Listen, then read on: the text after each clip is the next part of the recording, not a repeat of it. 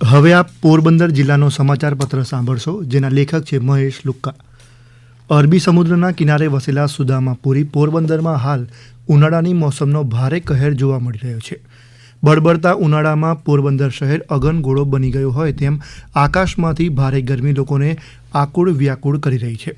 દિવસ દરમિયાન ભારે ગરમી અનુભવાઈ રહી છે, તો રાત્રે પણ લઘુત્તમ તાપમાનનો પારો મહત્તમ તાપમાનથી માત્ર 5 થી 7 ડિગ્રી સેલ્સિયસના ફરકમાં રહેતો હોવાથી રાત્રે પણ ભારે ગરમી વર્તાઈ રહી છે. પોરબંદર અને આસપાસના પંથકમાં છેલ્લા કેટલાક દિવસોથી અસહ્ય ઉકળાટ અને ગરમીનો માહોલ જોવા મળી રહ્યો છે. આકાશમાં વાદળોની અવરજવર વચ્ચે પવનની ગતિ મંદ પડતા બફારો વધ્યો છે, જેના કારણે નગરજનો તોબા પોકારી ઉઠ્યા છે.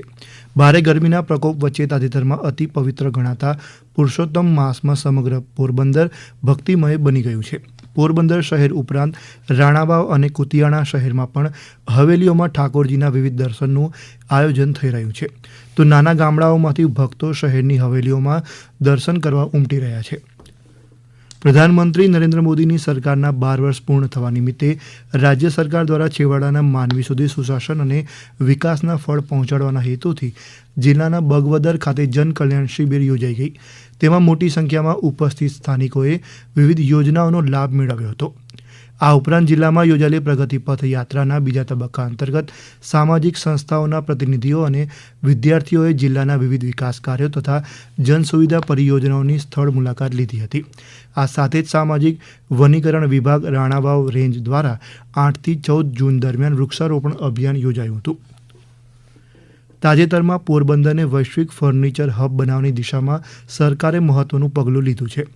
વિકસિત પોરબંદર ફર્નિચર સંમેલન અંતર્ગત દેશ વિદેશના રોકાણકારો અને ઉદ્યોગ જગતના પ્રતિનિધિઓએ પોરબંદર જેટી તથા ભારવાડા ખાતે સૂચિત મેગા ફર્નિચર પાર્કના સ્થળની મુલાકાત લઈ વિકાસની સંભાવનાઓનું મૂલ્યાંકન કર્યું હતું. કેન્દ્રીય શ્રમ અને રોજગાર મંત્રી ડૉક્ટર મનસુખ માંડવિયા અને રાજ્યના વન, પર્યાવરણ તથા વિજ્ઞાન ટેકનોલોજી મંત્રી અર્જુન મોઢવાડિયાની ઉપસ્થિતિમાં યોજાયેલી મુલાકાત દરમિયાન આયાતી લાકડાના પરિવહન માટે જેટ્ટીની સુવિધાઓ, ઉપલબ્ધ જમીન, માર્ગ, રેલ કનેક્ટિવિટી અને લોજિસ્ટિક્સ માળખાની સમીક્ષા કરવામાં આવી હતી. આ સંમેલનમાં શ્રી માંડવિયાએ રોકાણકારો અને પ્રતિનિધિઓ સાથે સંવાદ કરી રાજ્ય સરકારની ઔદ્યોગિક નીતિઓ, ઉપલબ્ધ જમીન અને પાણી સહિત મેગા ફર્નિચર પાર્કની સ્થાપના માટે સરકારના વિવિધ સહયોગ અંગે વિગતવાર માહિતી આપી હતી. આ પ્રસંગે શ્રી મોઢવાડિયાએ કહ્યું હતું કે વિસ્તારમાંથી પસાર થતા રાષ્ટ્રીય રાજમાર્ગને 4 માર્ગીય બનાવવાની મંજૂરી મળી ગઈ છે અને આગામી 6 મહિનામાં કામ શરૂ થવાની સંભાવના છે. આ ઉપરાંત ઉદ્યોગો માટે જરૂરી જમીન, પાણી અને આશરે 1000 હેક્ટર જેટલી વધારાની જમીન ઉપલબ્ધ હોવાનું પણ તેમણે જણાવ્યું હતું.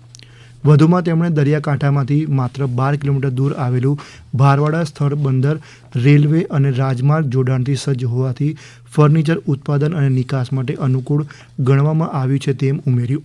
સૂચિત મેગા ફર્નિચર પાર્કથી મોટા પાયે રોકાણ, રોજગારીનું સર્જન અને નાના મધ્યમ ઉદ્યોગોને પ્રોત્સાહન મળશે તેવી આશા પણ શ્રી મોઢવાડિયાએ વ્યક્ત કરી હતી.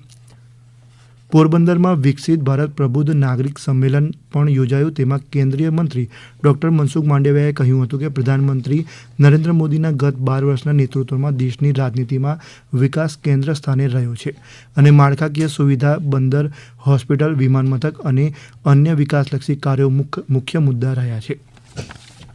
હમણાં જ આપ પોરબંદર જિલ્લાનો સમાચાર પત્ર સાંભળી રહ્યા હતા, જેના લેખક હતા મહેશ લુક્કા.